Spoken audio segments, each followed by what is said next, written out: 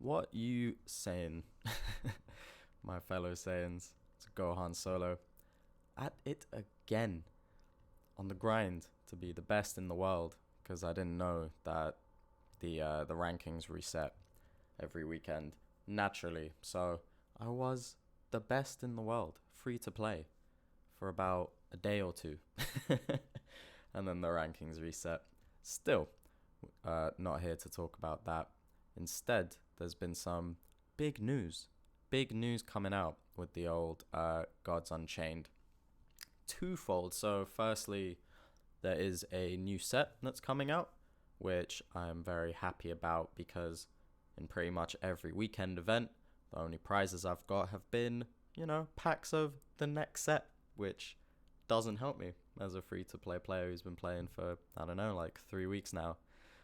So yeah, the sooner the set comes out, sooner I'll be able to open up those dank next set legendary packs. Hopefully there'll be some good cards in there. I mean, we can see for ourselves. I think this is very cool that upon announcing the set, they basically dropped a spoiler list for every card in the set. That's cool. Big thumbs up to the Gods Unchained people for doing that. And I think there's already videos out there covering the cards that have been revealed. The Professor, I think, has a video covering it. So, yeah, check that out, basically, if you want to see people talk about it with a bit more experience than me. I'm not going to be covering all the cards here. I just have one thing to say about this set reveal, though, which I think is worthy of criticism, which is that they've revealed all the cards, which is cool, but they've introduced new mechanics such as Order, Blessed, there's a few others as well, I think Armor, and yeah, they didn't they haven't said what those new keywords do yet. So I think, yeah, that makes it quite strange. Obviously there are cards that don't have any new keywords on them. They can be evaluated the same way as any other card in a spoiler season. But yeah, I would just say to the Gods Unchained people to take a leaf out of, the old Hearthstone book, which will be relevant for the rest of the video. Don't seem to be averse, do they, to taking a leaf out of Hearthstone's book. But yeah, I think when Hearthstone reveal new sets, they'll reveal what the new mechanic does, and admittedly they won't reveal all the cards at once, which again I think is quite cool of the Gods Unchained team to do. But they'll at least show what the new mechanics do, show like one or two cards that demonstrate that mechanic quite clearly. And then we as players of the game, I mean, I don't really play Hearthstone anymore, but back when I would, we can be like, oh, that mechanic's cool, and then you can kind of consider how that might be applied. And then when the super strong cards that do that come out, you're like, oh, okay, cool. Whereas for this, there's just a lot of guesswork, really. Like, sure, we've seen every card, but we don't know what half of them do right now because those new mechanics haven't been revealed. So yeah, I would say, if you are going to do that, and again, I think that revealing every card at once is really cool. Just, in this video or whatever, expansion logo, cool. Just show us what the mechanics actually do so that we can then, think about it. Think about the cards that are going to be good. Actually understand what these cards do rather than it just being guesswork. But yeah, that's all I've got to say on Divine Order for now. Again, there are other videos discussing the card reveals. Instead, what I'm going to talk about is some other news that came out yesterday, hot off the press. I was busy yesterday, socializing, living my life. Go outside, people, do things. Didn't really have time to cover it, but I did have time to read this whilst I was at the pub with my friends. And yeah, seems that they're making changes to the god powers. Now, to all 5 of you who watched my previous video, you will recall that I said one of the reasons why I think that aggro decks and Zoo style decks are so prevalent in Gods Unchained is because of the fact that the hero powers are so strong, especially compared to Hearthstone's hero powers. And as they've said here, first sentence, God powers have been a large focus for the community for a long time. Often when people describe a deck, they call it Nature, Flourish, or Onslaught, War, or Heal, Light. And I agree with the general approach going into this, that maybe some of the hero powers need toning down a bit, or certainly that the overall power level of the hero powers shouldn't necessarily be stronger than that of the cards themselves, because otherwise you end up with what we've seen, which is that the impetus becomes more about the APM, the sort of actions per turn, the things that the cards can do for you immediately. Because of the fact that the hero powers are so strong, it's like the cards themselves don't necessarily need to be that strong to outpace and dominate compared to decks with maybe stronger cards that require later game presence in order to do that. But then their hero power doesn't quite bridge the gap between the early game, so that you can then drop these later cards, compared to decks where you're playing cards earlier on, but then the more aggressive decks will be propped up by the hero powers. So I think it does make sense to tweak the hero powers, or god powers, I should say. However, there's definitely room for criticism with these changes that they've made, and I think that the community has already been quite outspoken in that. I haven't read any. I've read some things, but I haven't read everything. I'm just here to sort of give my 2 cents. We'll go through each of the new powers and discuss the changes. So the first change is that they're now reducing the number of god powers from 4 to 3, which I think, unless you're going to introduce new gods to compensate for the hero powers that have been lost, like before it was 6 gods with 4 powers each. Now we've just got 6 gods with 3 powers each. So if alongside this change they released 2 new gods with 3 powers each, then I think that these changes would have been taken much better, because ultimately one of the things that is unique about Gods Unchained and is appealing about Gods Unchained is that you do have this element, again, like I discussed in my last video. It's cool that going into a game, you might pick one power for one situation and another power for another situation. I do that personally. I'll mostly use Leech Life, but again, if I'm playing against Magic, I'll switch to Flourish. As I almost called it Priest. As Light as well, there'll be times where, maybe I primarily use Acolyte, but in certain matchups, I might decide to go for Heal instead. And I think that that's something that is really good about the game, and by reducing the number of options available to each god, you in turn reduce the number of options available to each player. So this is a change that I'm quite skeptical towards, and I think that this is a bit of a straw man to say they're catering to the casual audience, blah blah. I think that it isn't that, it's just that the number of options are being inherently reduced, which isn't fun. Like, put this a different way, if they nerfed the hero powers but then said, to make up for the fact that the hero powers are weaker, we're going to have it so that each god has 5 different hero powers and then they're all weaker, I think that players would have been much more receptive to that change, because ultimately our concern as players, or at least my concern as a player, isn't necessarily the power level of things. Like, the power levels are always going to be tweaked and changed. That's just something that you accept when you play an online card game. But having the number of options available reduced in a total sense, again, they could have made 2 new gods and given them three powers each, and then at least we would have had the same number of powers available. It isn't necessarily that I want to go into a game with 4 options over 3. It's just that the number of options overall have been reduced as well as weakened. So I think, while it is a change that makes sense, and certainly in terms of reducing the power of the god powers, that makes sense. I think that this way of doing it it leaves a funny taste in the mouth. Again, like, I don't care that much at the end of the day. It's an online card game, who cares? But I think that this probably wasn't the best way to go about it, and maybe just keeping 4 god powers each, or like doing it incrementally. So nerfing the powers, sure, but then just having it so that each god does have 4 powers still, I think would have been a better way to sort of bring us into the change compared to just being like, okay, all your powers are nerfed, some of your powers are straight up gone, which we'll get into, and you only have 3 to choose from now.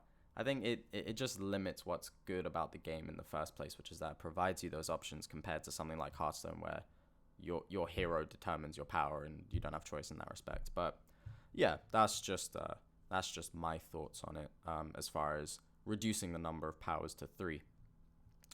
So yeah, let's get into all the new god powers then. So we start with nature, and it hurts. It hurts me as someone who, as you see there, got number 1 free to play using my free to play Leech Life sort of nature mid-range deck. And Leech Life, the power was very important for that. Yeah, it's the one I would pick like 95% of the time. It was a really good power. Don't think it was overpowered at all, but yeah, it's strong. It was definitely one of the stronger hero powers. It's quite sad to lose it. And just quickly as well, going back to the 3 powers thing, I accept that with 4 powers, there was always going to be like 1 power for each god. That's quite niche. I think in the case of all of the gods, you get 1 power that you pretty much just never see, or it'd be really rare to see them. Like with nature, it'd be Flourish, right? Like I've never played against someone using Flourish, or I've never played against the 3 mana one for death. It's not to say that people don't use them, but it's just that they're less popular. I think War might be the only example of one where I've played against all of them, but even then, illimitable training, is that what it's called? That's rarer than the other 3 powers. So I get that they might want a bit more balance in terms of how the powers are used. However, I don't think that that's necessarily reflective of having the option of 4 powers. It's just that the powers that did exist weren't balanced correctly in terms of all of them being good. It was clear with nature, for example, that Flourish was just they changed Flourish. It wasn't Flourish. Flourish before was banish 4 from your grave, add a nature card to your hand. Whichever one did this effect before, giving strength and regen to, I think it was, I don't know if it was the same effect as this, but it was something very similar to this. Either way, it was so clearly underpowered compared to the other 3 powers that it just wasn't ever really going to see play outside of people wanting to try and make the power work for its own sake. I don't think that that's reflective of the fact that there are 4 powers. Like, it's just make the other powers worse or make the weaker ones better. Those are pretty much your options. And it's sad in that sense to see that, 2 of the better nature powers really, as far as the old Flourish and Leech Life, are now gone. And instead you kept, nature's weakest power really, which now people might be forced to use just by virtue of the fact that you don't have the stronger hero powers anymore.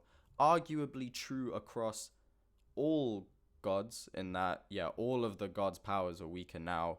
So maybe the ones that were weaker before might not be as weak. That's true, but as we'll see, not all of the god powers were nerfed or changed, and even some of the stronger ones remain for some reason. So yeah, it just seems a bit of a downer from the point of view of someone like I don't care that much at the end of the day. Again, like I play nature just because it happens to be the cards that I own.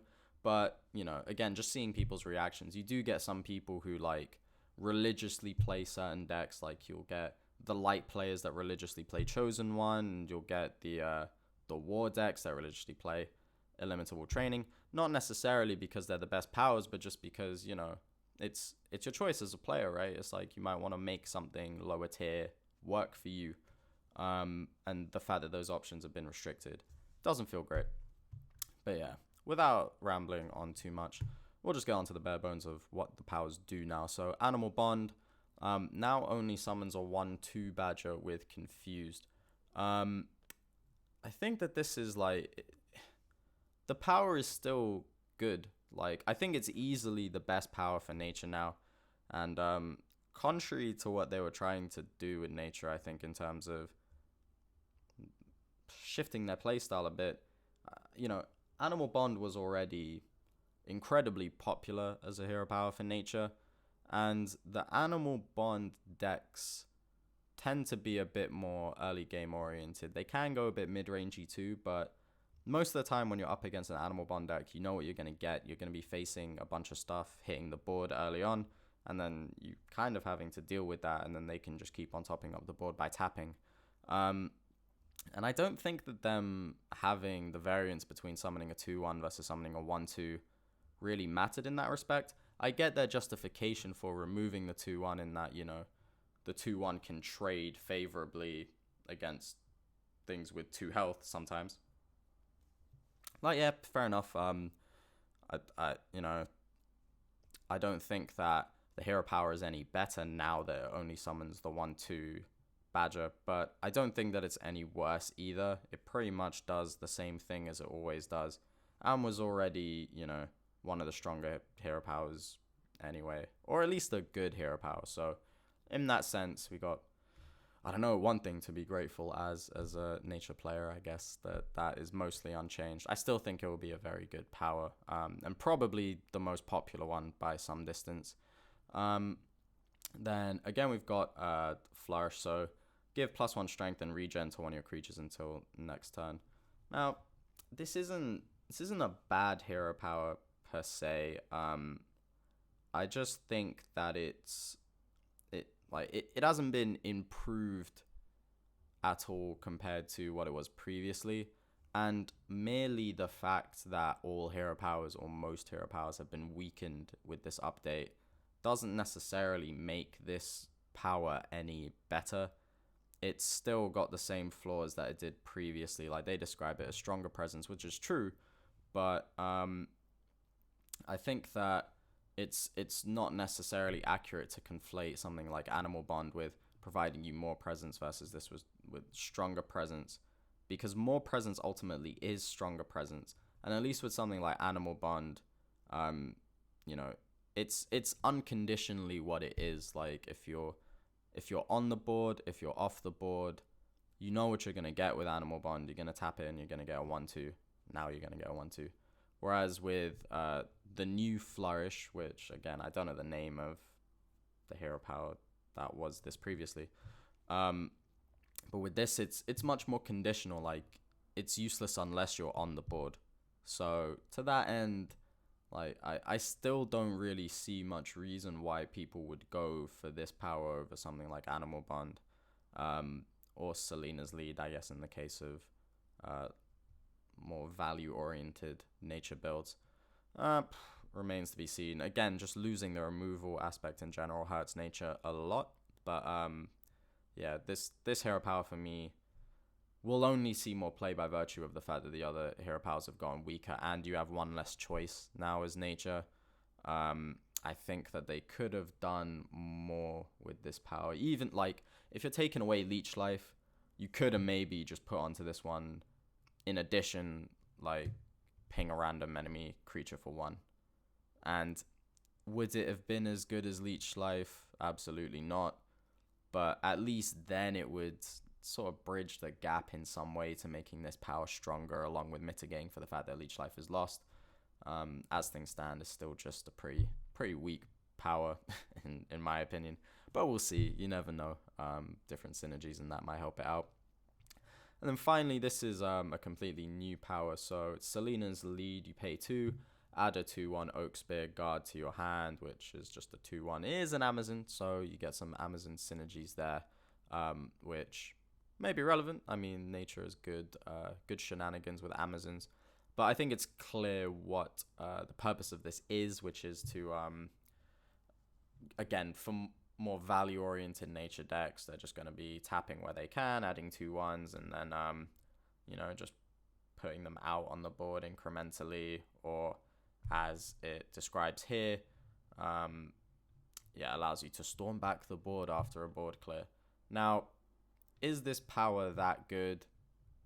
No, like, not innately. it might be the one that you end up playing if you're a late game oriented nature deck. But again, the fact that nature lost a hero power which serves as removal is really bad for the more late game oriented nature builds. I think that if anything, these changes shift nature much more into the early game oriented or mid game oriented versions of nature, which just focus on being on the board. Because again, Animal Bond is more or less unchanged, and Animal Bond was already good. You already had Animal Bond based decks, but all of the sort of later game decks, pretty much all of them revolved around Leech Life. And now that Leech Life is gone, like, I don't think that Selena's lead makes up for that. Like, it's a cool power in some respects. I mean, like, you couldn't have made these 2/2s for the fact that you're paying 2 and they cost 1, so you have to play them anyway.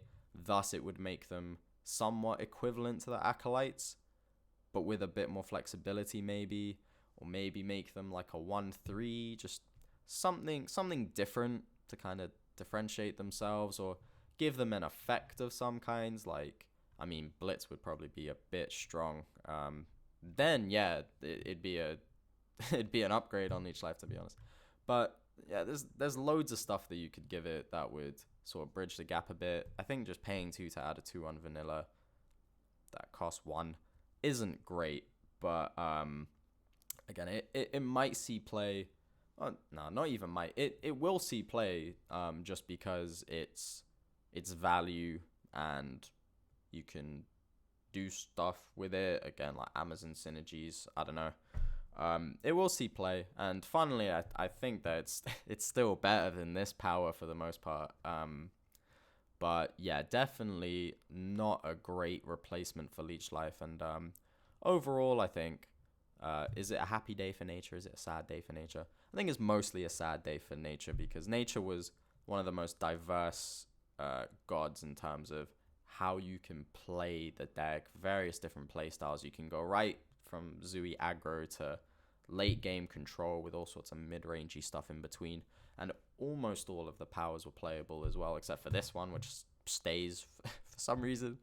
Yeah, I think now the class, as it were, is going to be much more linear in terms of its application, which might be what they want, but certainly as the players, it's not what we want. So yeah, Animal Bond continues, and yeah, the rest we'll see, but I don't have too much hope.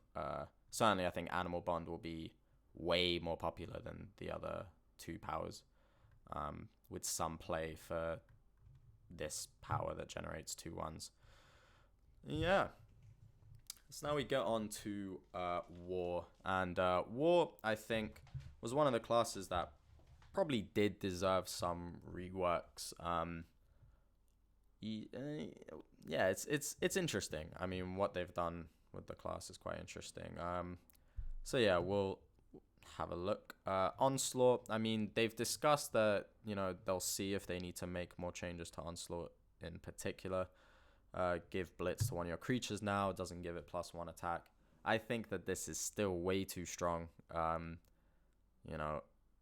It's pretty much unchanged. Like, the 1 attack was relevant, but it wasn't what made the power good. So I think if they want to keep it like this, they need to make it 3 mana. I think that's probably the only way to justify giving Blitz to one of your creatures.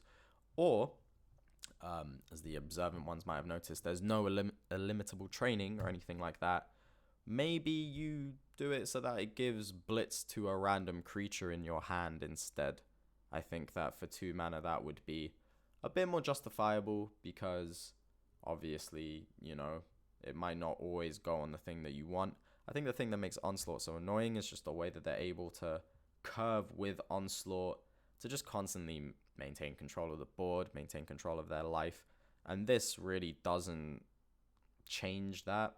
So yeah, from a War perspective, Onslaught is just unchanged, and it was already probably the strongest of their powers anyway. So yeah, I think they'll definitely need to rework it at some point, but I guess if you play Onslaught, then, you know, you're happy that it's more or less unchanged.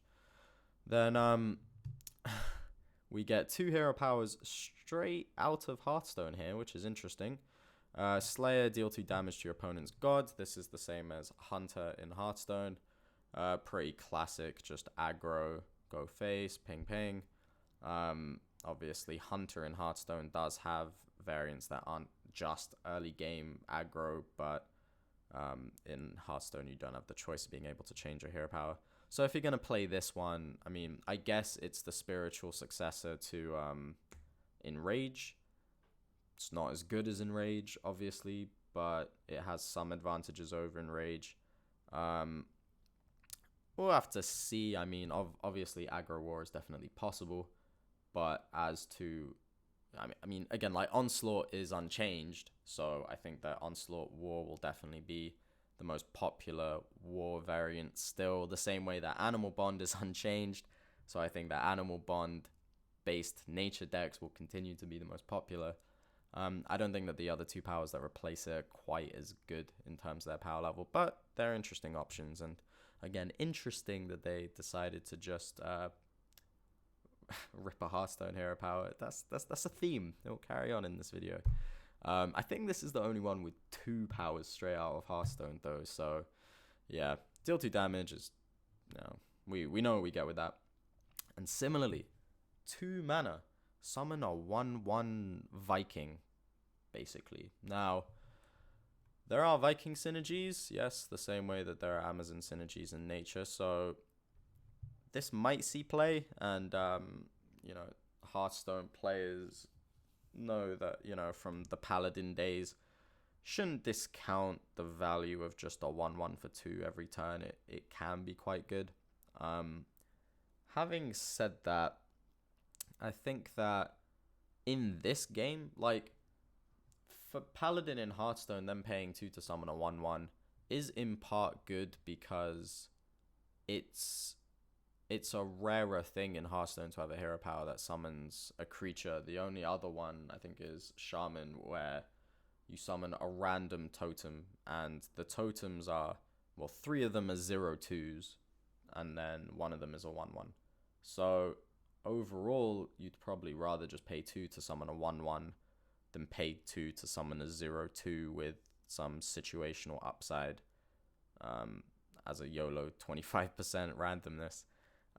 This game is different. Again, we already have Animal Bond staying, which is 2 mana to summon a 1/2. Yes, it has confused, but if you're thinking about how it trades compared to a 1/1, like, a 1/1 really doesn't trade well at all.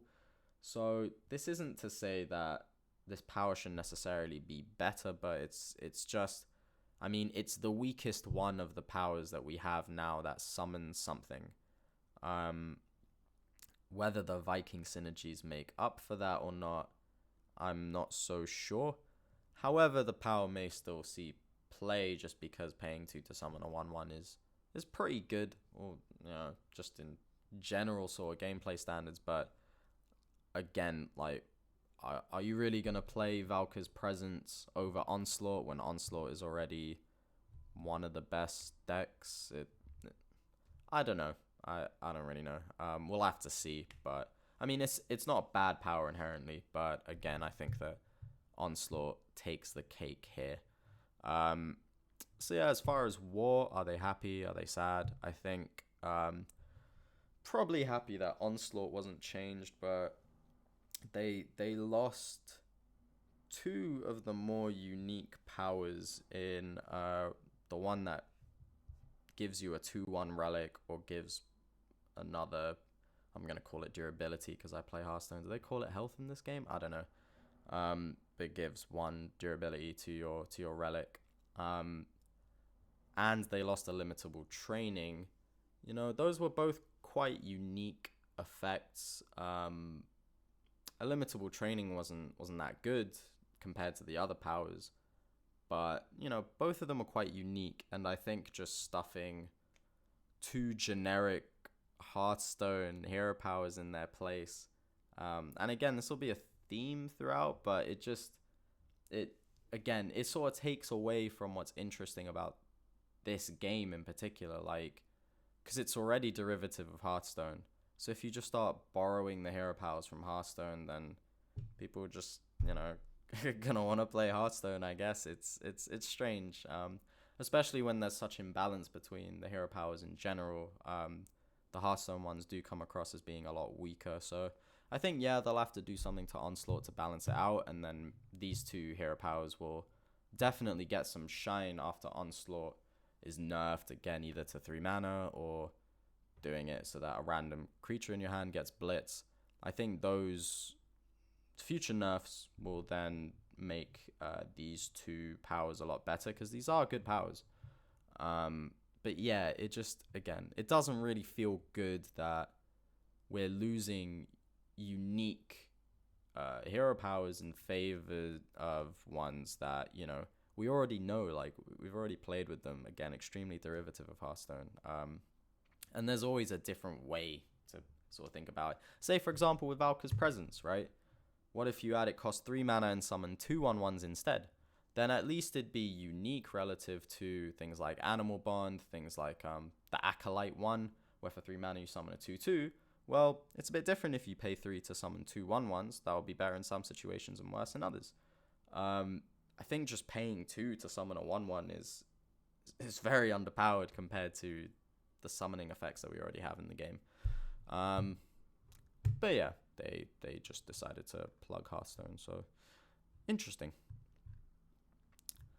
Then for Magic, I think Magic gets into a bit more interesting territory. So we've got the 3 here. First one being Mage Bolt, now being 2 mana instead of 3, and it deals 1 damage instead of 2. Again, straight out of Hearthstone. But I think that this is one where, it isn't so much a case of it being straight out of Hearthstone. It's I think that this is the most acceptable, because it does combine 2 previous powers, right? You had the 3 mana Mage Bolt, which dealt 2 damage but it targeted, and then you had the 2 mana one, which pinged their lowest health creature for 1 but didn't target, which was important in some cases, like deception, cheat deception, right? You wanted the non-targeting removal, and same with Leech Life, which we'll get onto. But this change, even though the power now is straight out of Hearthstone, it's it feels a bit more of a natural conclusion in terms of combining those 2 powers, and it can go face as well now, which cool. I think that this will be a very popular power. As to whether it sees the most play, I don't know, but it's good. Just pinging something for 1, there's no complaints about that. It's awesome. Then Clear Minds now is just for C2. It doesn't give your God Protected, which I think this is a good change. Giving your God Protected was just really annoying. And as they said, it just meant that the games went on for longer. It's just a bit obnoxious to have both for C2 and give your God Protected. Now, just for C2 might be fairly underpowered compared to the other 2 powers now, but I'm sure there'll be a place for it. It's there's always going to be winners and losers in terms of the power, and I think that removing Protected was good. As to whether 4C2 is good enough, I mean, maybe they could give it 4C3 just to kind of bump it up a bit, mitigate for the fact that they lost the Protected, because ultimately you're not interacting with the board in any way or gaining value from the power, but it does let you filter your own draws, which helps you for combo strategies, which Magic does have. Still, I think 4C2 is fine. It'll still have its place, but it'll probably be the least used power now that it doesn't give you Protected. And then there's a new one, Palace's Genius, where for 2 you add a random 1 mana magic spell to your hand. I really like this one. Again, it makes me wonder why they didn't apply the same creativity with the ones that they're ripping straight from Hearthstone, but I digress. I think that this is a cool power, and it will definitely see play. I'm not sure as to whether Mage Bolt or Palace's Genius will see more play.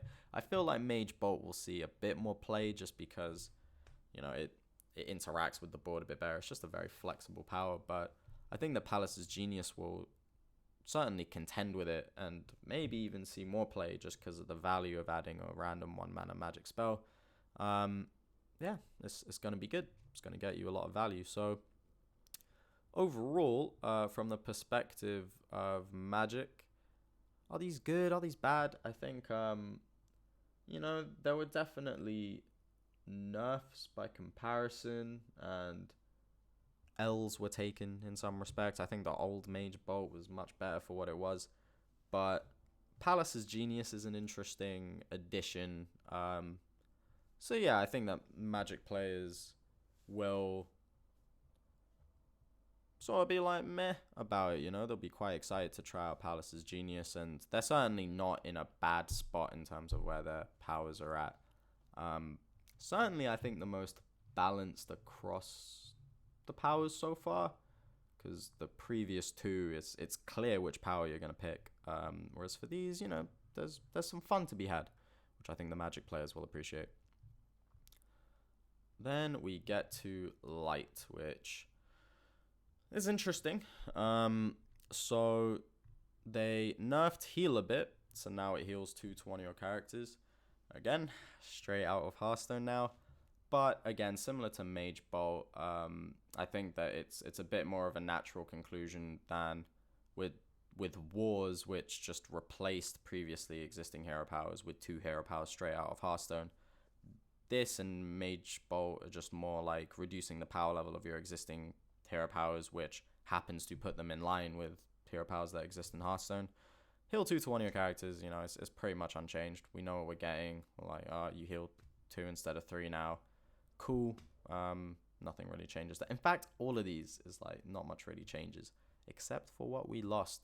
So what we didn't lose was the Acolyte hero power. Pay 3, summon a 2/2 Acolyte. Now, again, this was already one of the strongest powers before, and it was, as far as I've seen, it's the most popular power for Light. Like, I almost never see anything other than summon Acolyte.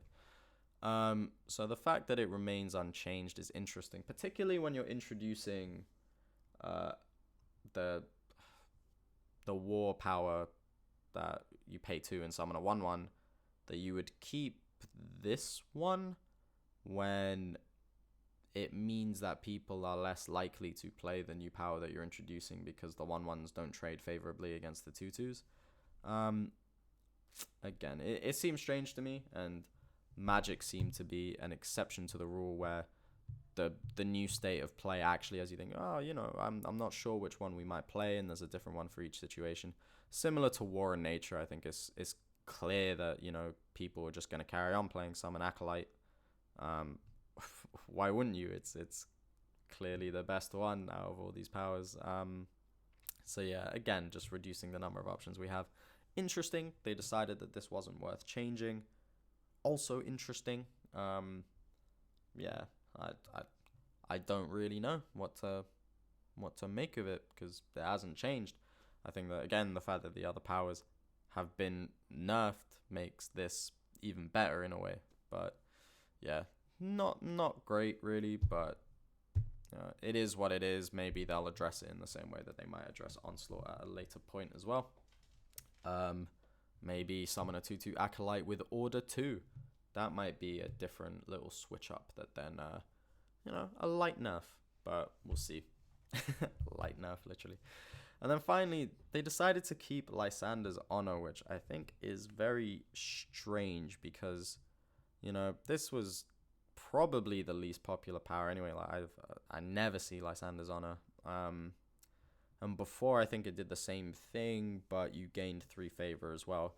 They decided to take out the favor aspect of it, which again, I find quite, not confusing, but I don't think that gaining 3 favor was strong at all. It didn't justify playing Lysander's Honor in the first place over Summon Acolyte or Heal or the Chosen One. And yeah, the favor aspect actually gave you a bit of a reason to play it over something like Heal in the first place. I don't think just giving -1 strength to an enemy creature is really that good at all, especially compared to the other 2 powers. So I think that this will continue to be the least played one. Even if they nerf Summon Acolyte in a way that's relevant, I think that, it's still not that good. They definitely needed to do something a bit different with it, but alas, they didn't. And similarly, I think that from Light's perspective, are they happy with this? Are they not happy with this? I think that a lot of Light players will be happy with this because Summon Acolyte is unchanged. Heal was slightly nerfed, but again, it doesn't fundamentally change what the power does. It's not that nerfed. It still is what it is. So a lot of Light players will be fine with this, but I think that you will have a section of Light players that really aren't happy with this change because you removed the Chosen One hero power. Now, the Chosen One, as a mechanic, as it were, still works without the hero power. There's still support cards around it. You can still play a Chosen One deck, but it's just that, Chosen One decks are quite fringe anyway, as it is. It was already a bit of like a meme strategy. So by taking away the Chosen One power, those already fringe low tier decks have just gotten worse. But it's also like a fan favorite of those who play it, certainly, because it is a meme deck. So, I don't know. I mean, I definitely think that instead of keeping Lysander's Honor, which pretty much does nothing anyway, especially compared to Heal, it really doesn't do a whole lot. Or again, you could have combined Heal and Lysander's Honor. Maybe heal 1 for a friendly character and then give an enemy creature -1 strength. I think that would have been fine. Again, it would have differentiated it from Hearthstone a little bit, combined the two powers together as they do similar things, and then just kept the Chosen One power, but maybe just a bit nerfed, where it's you tap 2 and move it 2 spots closer to the top of your deck or something without giving it the buff. I think that would have been fine and would have at least given the Chosen One players, something to celebrate the fact that their hero power wasn't purged. But yeah, it's a bit awkward that they've lost that, and Lysander's Honor, a power which is never going to see play really, is the one retaining the spot there. It's strange. Again, I don't know why they did that. I think that was a misstep on their part, but overall I think Light is happy because Summon Acolyte is unchanged and it's incredibly strong. Then we get to Deception, which did have some changes going on with them.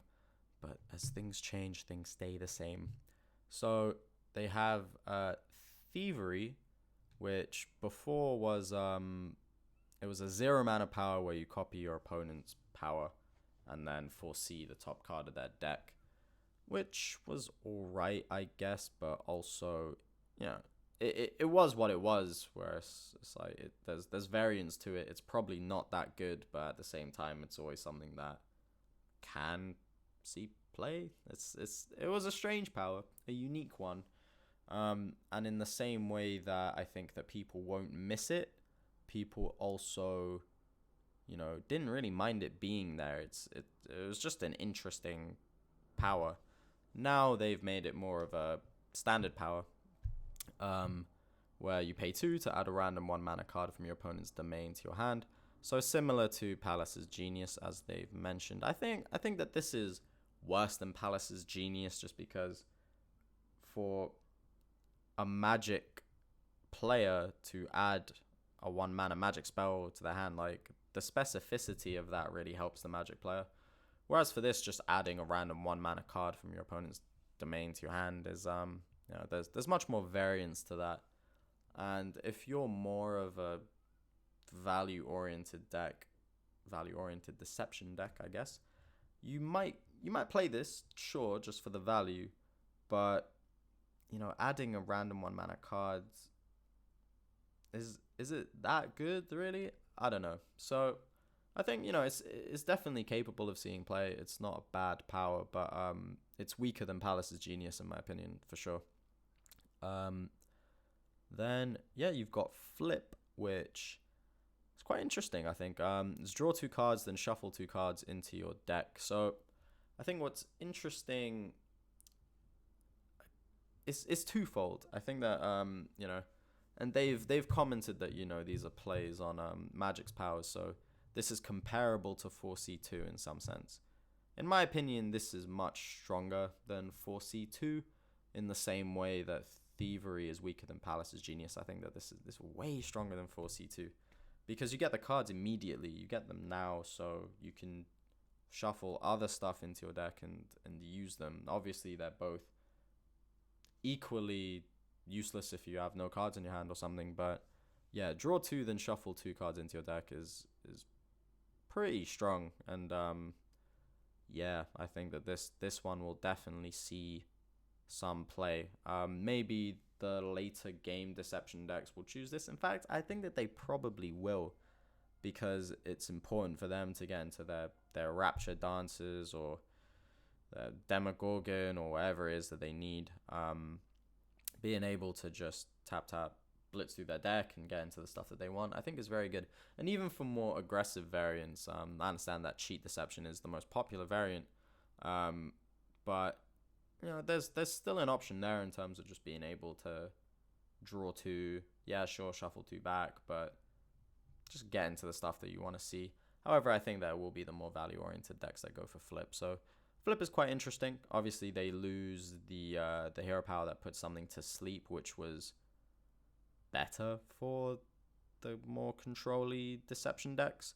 But this takes it in a different direction, I think, where what they lose in terms of being able to invigilate the board, as it were, they instead get to filter through their deck a lot quicker, which I think is an interesting change.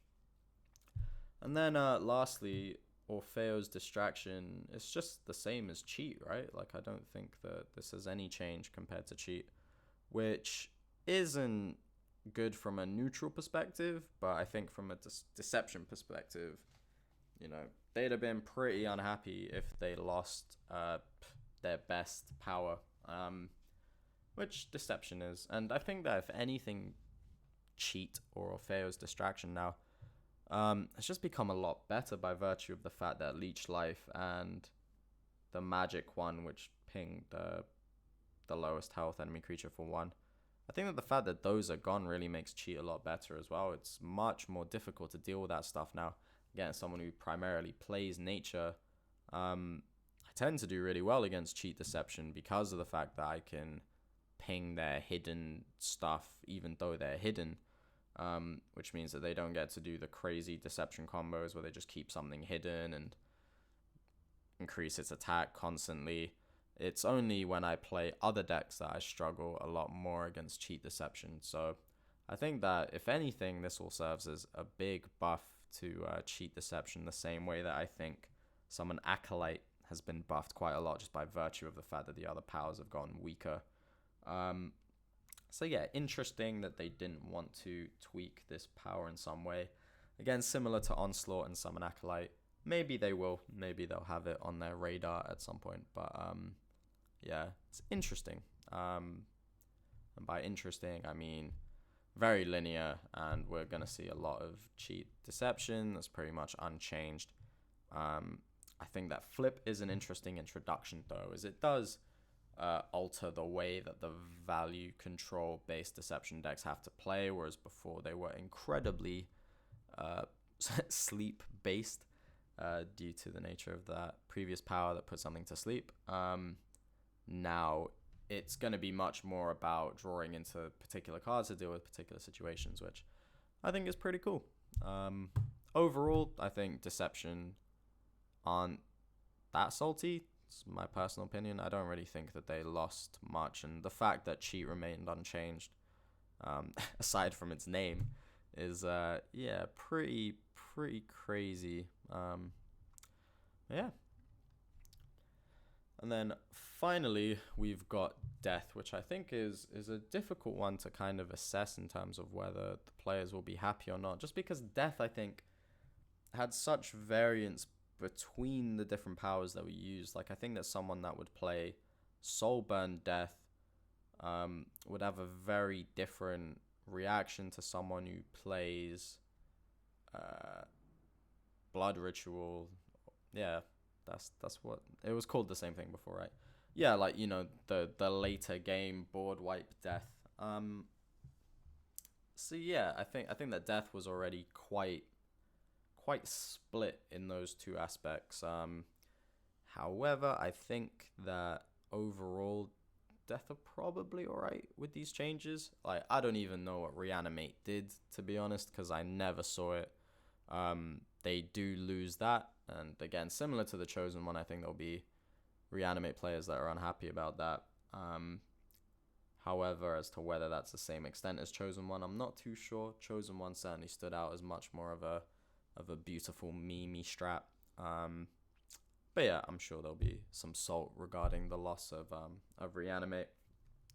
However, these powers, I don't think there's too much differentiation other than Nefarious Sacrifice, which again, straight out of Hearthstone. Undying Wish now gives a creature afterlife, summon a 1/1 imp, whereas before it was give a creature soulless and afterlife, summon a 2/1 something. I think that if anything, this is almost a bit of a buff. Like, you lose one attack in stats, but firstly, the creature that you target doesn't get soulless, which is very relevant considering that death has a lot of afterlife effects.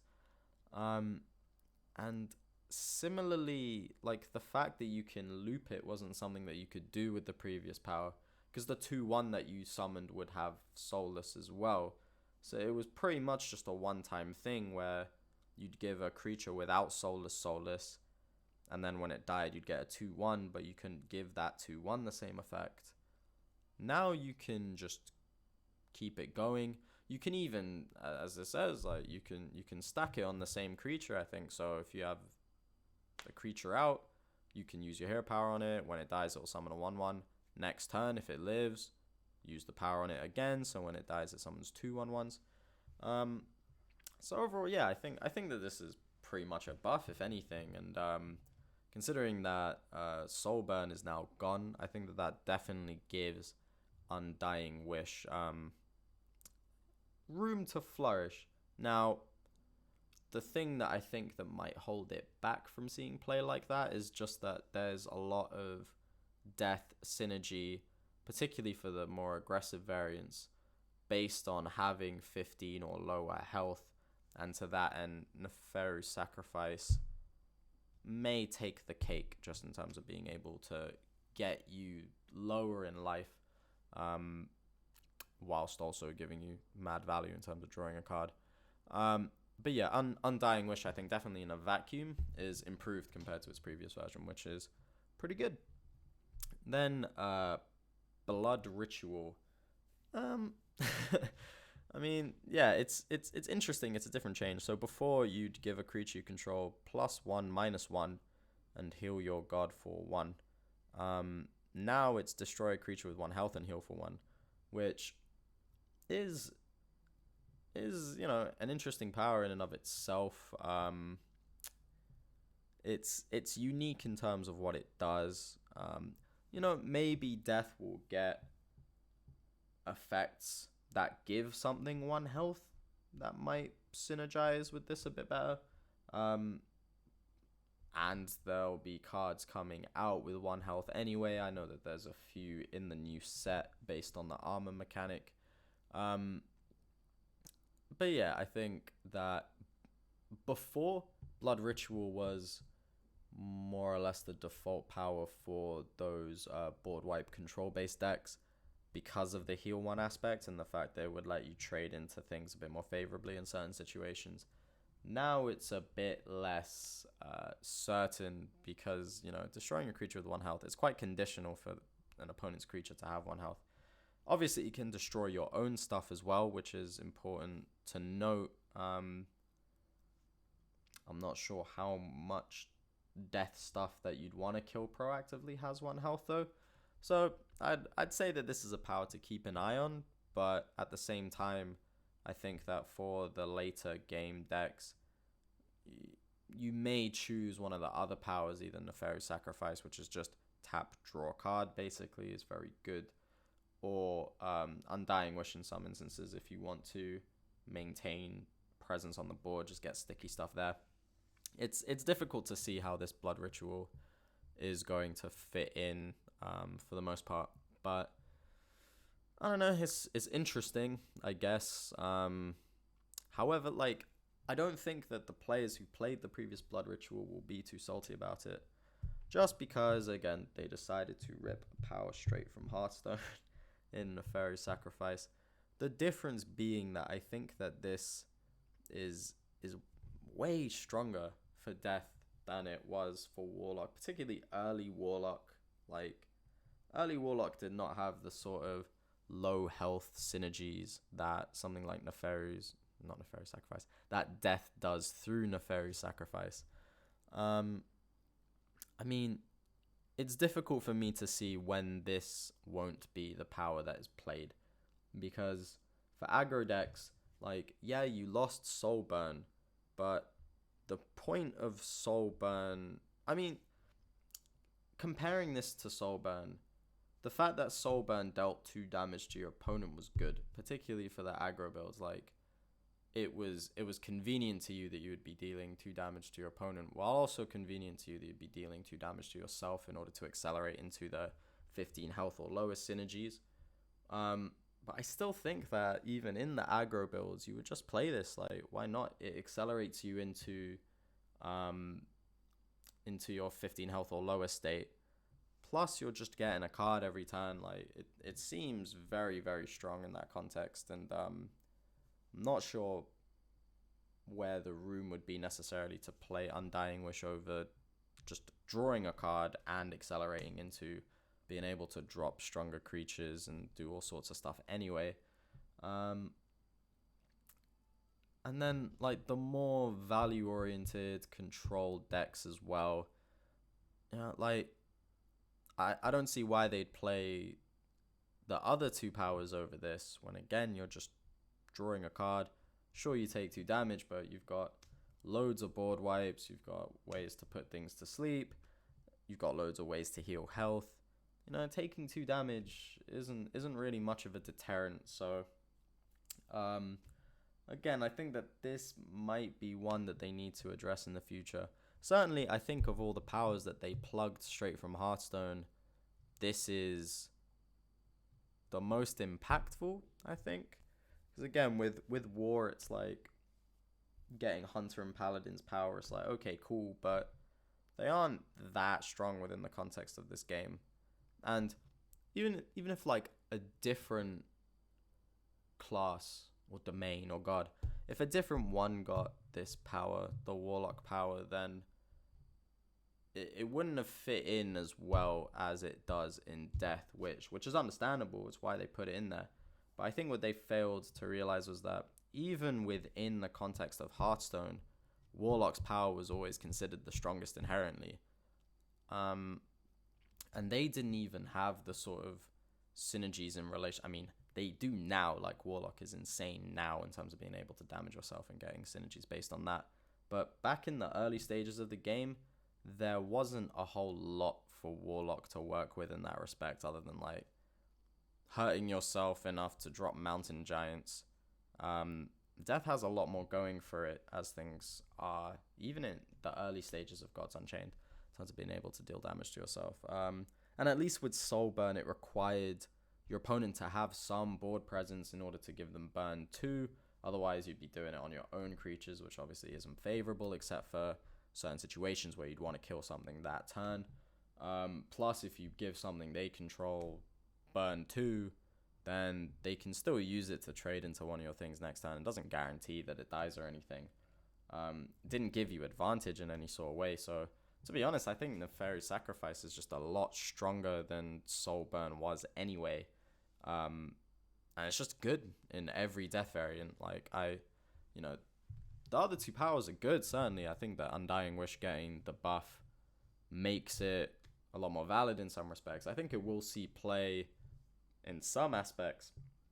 And again, Blood Ritual, I think if there's a particular metagame state where 1 health creatures are quite popular, or again, you have your own stuff that you want to pop with 1 health, or you get your own cards that give enemy creatures 1 health, I think there's definitely a spot for Blood Ritual as well. But as things stand, it's difficult to envision many situations in which you wouldn't just play Nefarious Sacrifice. So to that extent, is Death happy, sad? I think that Yeah, I feel like they're mostly happy, to be honest. Again, they lost a fair bit. Like they lost Soulburn and Reanimate completely. Um, and Blood Ritual is changed to the extent where yeah, they might as well have lost that too. It's a different power entirely. Um, but the addition of Nefarious Sacrifice is just so strong for them that yeah, it's difficult to envision them really having many gripes with it. And again, this is one that they might have to address at a later point as well. But even then, it's like it's tough to address, even if you have it where you take 3 damage. Like yeah, that's a bit of a steep cost to draw a card, but then it also accelerates you into your 15 health stuff quicker. So yeah, mixed feelings. We'll see how it plays out. But yeah, that was a big old ramble as far as everything goes. Again, I think that yeah, this is gonna bring about a lot of mixed feelings in the player base, and we'll see that pan out. And I think that there are clear winners and losers, right? I think that basically the powers that were the most unchanged will just continue to be good. Like Onslaught will continue to be good. Summon Acolyte will continue to be good. Cheat will continue to be good. And yeah, Nefarious Sacrifice is incredibly strong now as well. Animal Bond is probably the only nature power that's gonna see you play.